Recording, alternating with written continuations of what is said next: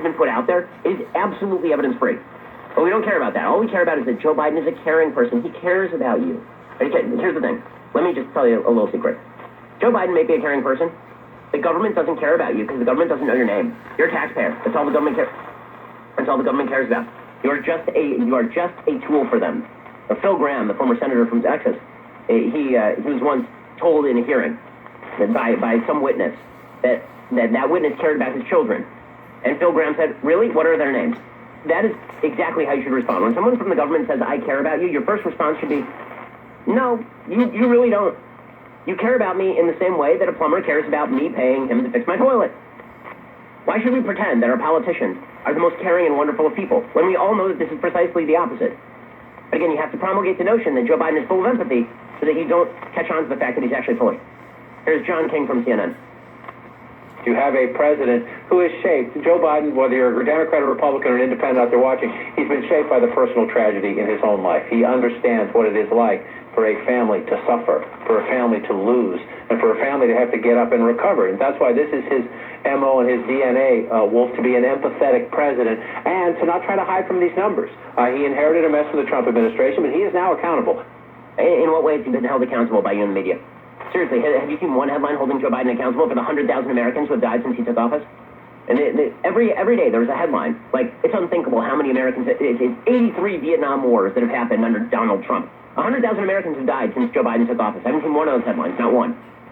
But he's empathetic, so that's all that matters. Dana Bash did the same thing on CNN. Trump was a very non-empathetic character, but we know that Joe Biden is empathetic. He's all empathy all the time. What an event that the White House put on for the American people and for the world to memorialize the 500,000 people who have been taken by this virus. And, I don't want to do a lot of looking back, but at almost the same location where his predecessor came back from the hospital having the virus himself and ripped off his mask. What a difference just a few months makes in having somebody who, as my colleagues have said, wants to emote and to empathize and to sympathize and to grieve with this country. Okay, I'm not looking for a psychologist. I'm not looking for a priest. I'm not looking for a rabbi. I'm looking for a guy who's actually going to do what he promised and crush the virus. He's not doing any of that stuff. In fact, he's enthralled to a bunch of people whose policies are completely non-empathetic because they don't actually care about Americans. Let me give you an example. Ro Khanna is a Democratic congressperson, and he says, he was asked about minimum wage. Right? The minimum wage is in the Joe Biden COVID relief bill.